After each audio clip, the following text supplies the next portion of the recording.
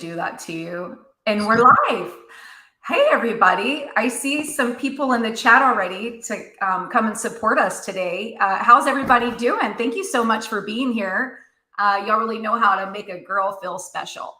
So today we have a special guest on our show. This is Matthew Powers. Hey, Gerald. Hey, Jane. It's so good to see you here. Thank you so much. This is Matthew Powers. And I think maybe did we connect on TikTok and then you came over to my Unveiling Addiction Facebook page? Yeah. Yep. Okay. So I'm honored to have him on today. He talked a little bit about coming on not too long ago, but he just wasn't quite ready, which I totally understand. And he reached out to me, I think, over the weekend and was ready to come on and speak his truth. And I want you to know that I really appreciate it. I really appreciate it because it's not easy coming forward at all. But just like we were talking right before the show, we cannot heal as a collective if we can. I've spoke to so many people that are fighting this fight that nobody knows. They're in the closet and this is their deep, dark secret. Yeah.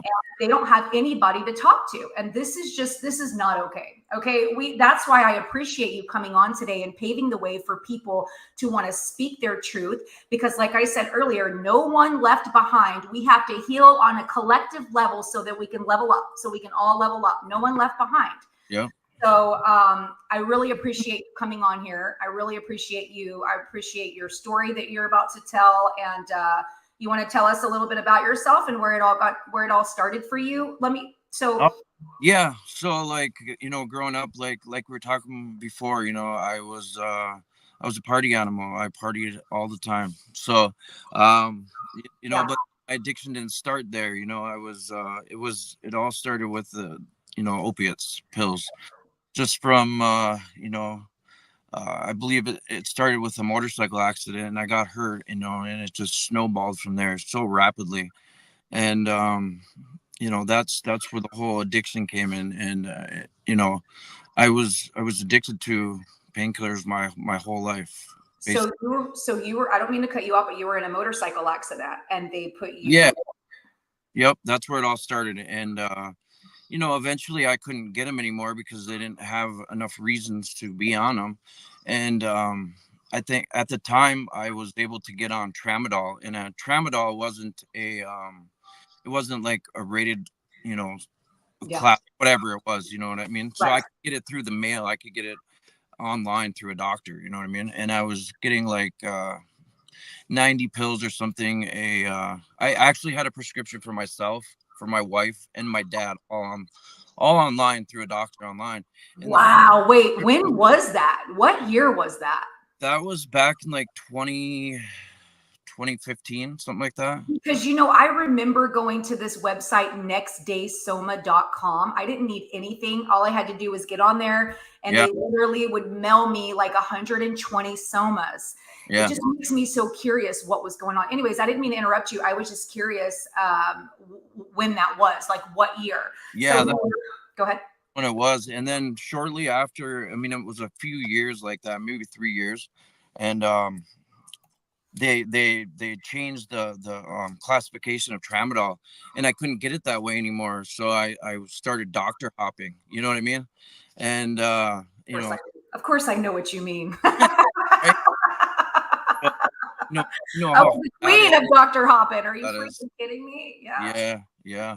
Super stressful. And it just, and then eventually, it led to worse things, heroin and fentanyl and the whole, that whole scene. And I'm going to pause right there if you don't mind. The reason I want to interrupt is because there are some people that don't quite understand, exactly the ins and outs of what we experience. And I think it's everything you just said was incredibly important. Okay. Because the statistics show that most people who are addicted to opiates are, in general, I'm not just talking about pain pills. I'm talking about heroin. I'm talking about all of it. Most people who are addicted to this started in a doctor's office, period, end of discussion. Right. Yep.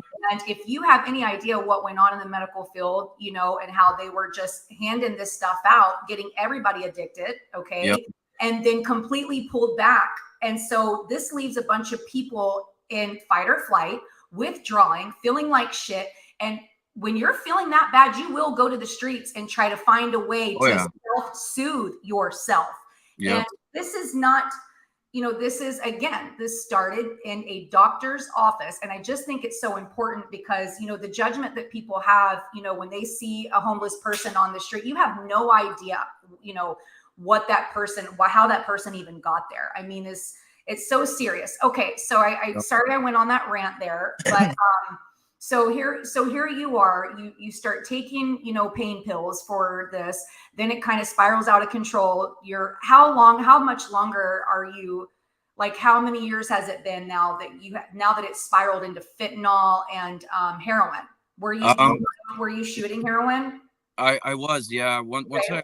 Once I got to the point where I had lost my job, I was divorced. I had a mortgage, car payments, the whole 9 yards. I After the divorce, I lost the house, all because of financial stuff. And then the next thing you know, I'm from couch to couch to couch, and it was and then I discovered needles. So then it was a whole nother story, and That's, I've done that, I've shot up before. But I never allowed it to get, I think there was something in my soul that just knew I wouldn't come back. I liked to self-soothe and numb way too much, yeah, that I know if I went down that path, I probably wouldn't be here. You know what I mean? right, yeah. I always told myself I would never do it, Uh, and it, so did it I. yeah, it ended up being like the biggest part of my life because I don't know how many times I OD'd, woke up in the hospital, and just like I'd get sober for a period of time after that. But the amount of time I lost with my kids and all that kind of stuff, it just it finally all kind of sunk in. The last relapse I had, which was like 15, 16 months ago, and So, oh, go ahead. Sorry. that's when it all kind of sunk in. But I mean, after the whole opiate thing, like a whole nother part of it was Suboxen. You know what I Yep. mean? When I discovered that, and like I talked about before, like the availability of it now is just insane. Unbelievable. It It's is. absolutely. I spoke to a woman that she was one of the first people to be on it, and at this time, it was so controlled that she had to go across the states to get it. She had to fly to go get her prescription because Yeah. it was that controlled. And I don't know if you remember, but there was a time where this stuff was only prescribed in rehabs. You couldn't just go and get a prescription, and so now they have it to where nurse practitioners and physician's assistants are prescribing this drug. And do you know, when I posted one of my videos not too long ago, this man actually had the audacity to say that he is a doctor and Right. that data shows 12 steps and Suboxen work great. And I'm like, have to take a deep breath because I just want to cuss right now. Yeah. First of all, you being a doctor is a problem. And secondly, that is the dumbest shit I've ever heard in my Right. life. Yeah. So let's get into the Suboxone just a little bit. I remember, okay, so a lot of people know, Suboxone. I mean, if you're following this journey, you understand what Suboxone is. Okay. And a lot of people are stuck on this drug. It's not thousands, it's millions. I mean, I've spoke to so many people that are literally stuck, and this is like their dark secret that they can't share with anybody else, and so it's very discouraging for them. But you had told me that they had you on, I'm sorry, didn't you say 32 milligrams a day? 36 milligrams a day. 312 milligram strips a day. Yeah. That's absolutely insane. And Right. I don't mean to sound discouraging, but that is so fucking crazy. Like, okay, so why? Do you mind that I ask why? Why did they? I don't know. Like I always thought it was like the maximum amount that you could prescribe someone was like 24 milligrams. And I had a relapse years ago, and they upped my dose to 36 milligrams, and I was just like, wow, you know what I mean? It was just, and then going into treatment, I was seeing people that were alcoholics that were prescribed Suboxone. I've seen people that had addiction, to meth, and they had prescriptions, and they were also on 24 or 36 milligrams. It was just like, why are you putting people that are alcoholics and addicted to meth on Suboxone? It just blows my mind. You know what I mean? So I'm so glad that you said that. So what it seems like to me, because I've been getting messages like that too. I also I'm trying to get this lady to come on and talk to me who her son is actually in prison right now, and they have him on Suboxen. They have the whole system hopped up on Suboxen. I Yeah. just feel like I feel like this is more than a money thing though. I really do. But anyways, you don't want to get into my conspiracy way of thinking. Because I do think it's more than just money. There's far more to this than that. I forgot where I was going with that. That happens to me a lot, especially when I'm passionate about something. Yeah. Uh, but yeah, what were you just saying? I'm sorry. Yeah, it's just like the whole you know, path with Suboxone. And you know, and like I used to appreciate it, um you know, for keeping me away from all the street drugs and stuff like that. But then it just gets to a point, and I guess this goes for a lot of people that I've talked to. You just get to a point mentally where, you know, you do feel like you have replaced the one thing with another, and you just get sick and tired of it, and you want to get off of it. And that's kind of why I'm like, you know, looking at that whole Suboxane. You know what I mean? Like that's why I have been looking at it, just as an option, you know. I get it. But you know, I believe it's just it's a state of mind where you have to be, you know, and obviously weaning yourself off of it um is a battle as well. But yeah. So so what I remember what I was going to say, thank you for grounding me with that. But it seems to me as though, so they created this drug for opioid use Right. disorder. And Right. that drives me fucking crazy too, because there is no disorder. You're giving us an addicting drug and we're Yeah. becoming addicted.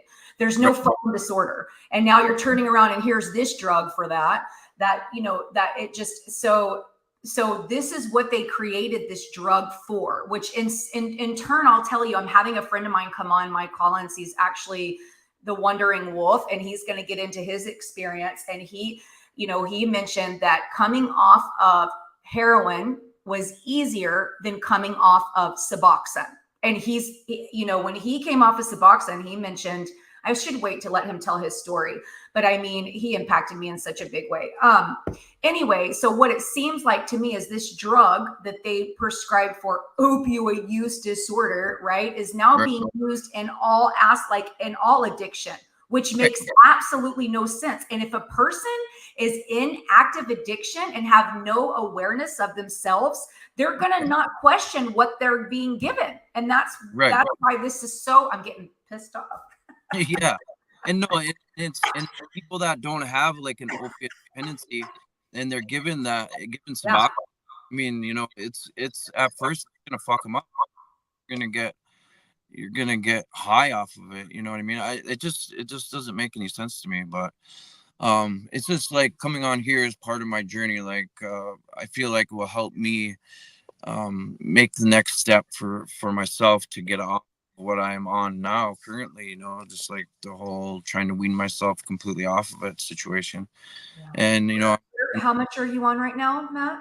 I'm prescribed 24 milligrams, but I'm only, you know what I mean? That's what I'm prescribed right now. So um, And do I'm you finding, experience when you're trying to go down, they fight you back? I mean, I don't know where you're getting your Suboxone, but whenever I was trying to wean myself down, they argued with me. I mean, they would yeah. literally argue with me. Are you experiencing that? I've recently just went through several different doctors trying to find somebody that has the same mindset as me, as far as, you know, kind of pointing me in a medical way of like what's the best approach to get off of this, and like, you know, what steps are the best, instead of me trying to figure it out on my own, kind of deal. Yeah. I think I found that doctor now. It's just, you know, he wants a matter of time for me to be sober completely, this and that. But Mm. I truly believe that he will help me get off of it. But finding someone like that has been almost impossible. Do you know what I mean? Oh yeah. Oh, Yeah. absolutely. Well, I mean, I know what it's like trying to find. Yeah, I understand. I have to be honest, I haven't really been in the realm. The only time I go in that realm of that medical stuff is it's with my mom, because I literally have no patience. I mean, Yeah. I lose my shit with all of it just because of everything I've experienced and been through. But I do know that I do need to see like at least a holistic person, because but I do know what you mean. But I will tell you this. So you're on 2 milligrams a day, and it's funny, when I first had this. Okay, let me back it up a little bit. When you take it, do you just take it the one time in the morning and that's it? And I'm just, because I'm off of it completely. I'm completely off of Yeah. all of it. Yep. Yeah, and that's where I want to be is Yeah. no, I take it one in the morning and then I take it later in the day. Just, it's just Right. you know. So the reason I ask you that is, this is what I'm going to tell you. And when I first started this journey and I started posting about it, so many people were asking, you know what I mean? So I felt compelled to do a video that kind of went into detail how I did it. Right. And, Yeah. now that I think about it, I'm like, okay, I can tell someone what I did, but let me tell you what benefited me most. And I know this is going to sound quirky, and I'm really weird. I am, and I embrace my weirdness, and it's how I managed to get through this shit. But I started meditating every single day. I started to meditate every day, and I strengthened up that intuition within myself, and I was guided. Whatever, I mean, because there is something powerful within you that shit suppresses and blocks. And if you really turn within yourself, it will guide you, and you will be guided. Because I don't know why I was doing so I just suddenly started taking it in the morning, and then I would like wean down, and like I just was just doing it. I was just very guided. And it's so possible. But the reason I ask you if you take it because I would encourage taking it in the morning, because this is you're messing with the conscious and subconscious mind, right? So I would like taking it in a programming, taking it in the morning and not taking it again. Like if you were going to start trying to go down even more, like just take it in the morning, put it up, don't even think about it, take it completely out of your mind. Yeah. That really, because you forget about it all day long. Let your mind forget about it all day long. There's something so powerful. I'm not saying this isn't a physical thing. It really is. But that really did help me in a lot of ways. I mean, there's something very powerful in doing something every single day. You know what I mean? Like even when I was on like 4 or 5 different prescriptions, the first thing that I would do is wake up in the morning, open up my purse and get my pills. When I cut that shit out, it fucked with me. It really screwed with me so much so. And I say this all the time, but I even try to replace it with vitamins. You know what I mean? Just because it's your mind. Yeah. So yeah, that's why I get into that. So how are you now? How do you feel now? I will tell you this, coming off of Suboxen, probably one of the hardest things I've done, but everybody, you can do it. You definitely do it. But I've noticed a lot of different changes. My eyes are just glowing. I'm on a little weight. I'm feeling myself. It took a while to get there, but it is so worth it.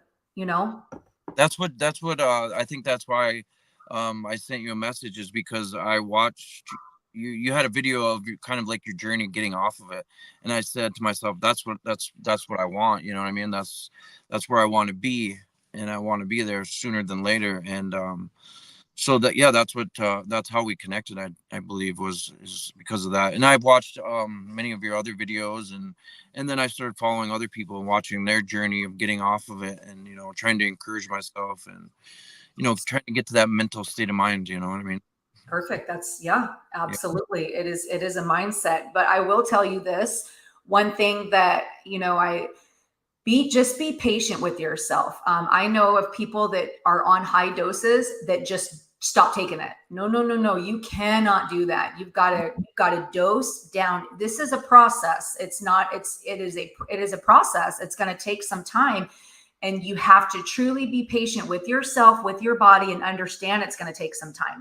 And the more that you understand that, the easier it's going to be for you. But I really encourage, like, seriously, take it in the morning. That's it. You know what I mean? If you can do that, start with that. And, for me, I just dosed down like a half, but I can't tell you, just get in touch with yourself and you will.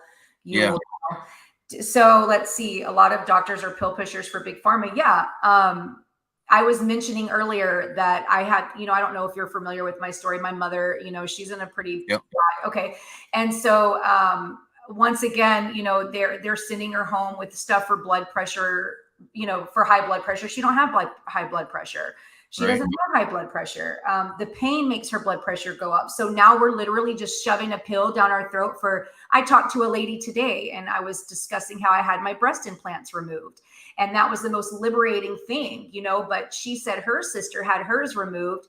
And I was like, well, why'd she do that? Because she had some stuff going on with her. She went to all these doctors and none of them took into consideration that she had breast implants, did they? He's like, no, that all they wanted to do was shove pills down her throat. That's all they wanted to do. Yeah. So that's why we have a question. Did Matt find Kratom helpful? I have used Kratom to get off Suboxen in the past, and that was one of my thoughts this time, and it was sitting in my cupboard right now. I know some people that don't do it, don't do it, don't do it. It's just as bad, and I've heard stories of people being put on Suboxen because of how bad their Kratom. Yeah. But I think done properly, like you used it, right? Yep. I sure did. I agree. I agree that if you are in the right headspace and you do it accordingly and you get a good brand, you research your brand of Kratom. Yeah. It's a very helpful tool. A very helpful tool. But it is addicting. But you just have to don't overdo it. Right. Yeah. Which I know we don't really, we're like, what's that? Right. At one point we're like, what's that? So I have a question. Oh, so I hope that answers your question, Jason. Yes. Kratom, I think, is a very helpful tool in more ways. Listen, I hurt my hip the other day doing an exercise and it was like, I was getting up and like hollering, so I'm like, okay, so I took a Kratom because I was hurting. And so, yeah. And it helped. It was helpful. Yeah. I have one question, and I know the bell's about to ring there, and I think we can wrap it up if you'd like. But yeah.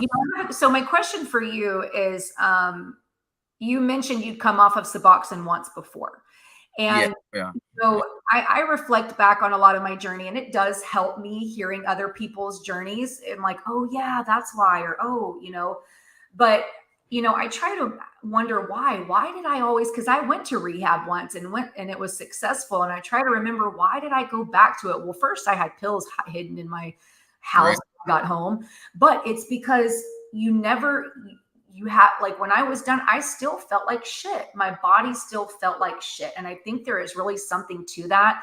That toxin suppresses your energy and and a lot of people think that they want the Suboxen, but they're really just their life force energy, I kind of went off on, but yeah, why did you go back? So when you got off Suboxen and you went back, what was it? Were you feeling like shit, or did you just have cravings again and were trying to mask, or what was that like? I had cravings and I was feeling like shit. I was just, probably wasn't in the right state of mind either, and just eventually I would start, doing pills again, you know what I mean? Or go back to heroin or whatever. And, so then it'd start the whole process over again for me, that's why this time, I put myself through treatment and I made all these different, positive steps. And I feel like, my mindset is in the right place this time. I actually want it. So I want it to be completely successful. I don't want to. It feels like you want it. It definitely feels like you want it for sure. I wish we could kind of get into, because and then I know you got to go, but you just completed a program, right? You want to share with everyone how that was and how long it's been? Yeah, it was intensive day treatment, and it went really well. I go 3 days a week, and I met some really, really good people, a couple of them who I have become really good friends with, and we're all encouraging each other, and that's where I saw like we talked about, like, we are all one, you know what I mean? We're all connected and we all have to be there for each other. And sometimes you got to put yourself out there and be in an uncomfortable place, and sometimes it sucks, but that's what you got to do if you want to get better. You can't cry. I love that. That's right. We're all one. No souls left behind, right? It doesn't. Right. We're done with the judgment. We cannot level up if we do not come together. Right. So we're done with the judgment. We got to level up as a collective, So we need to be able to speak about these things. We need to get, like Abby Lynn said, we need to get comfortable being uncomfortable. I was like, heck yeah, I love that. So, all right, Matthew. Well, thank you for coming on today. Yes. I really appreciate it. Thank you so much. Thank you to everybody in the chat. Thank you for being here. Matthew's got some kiddos that he's got to pick up. So I really appreciate the support, guys. Y'all have a wonderful day. Thanks, Matthew. Thank you. Bye, babe.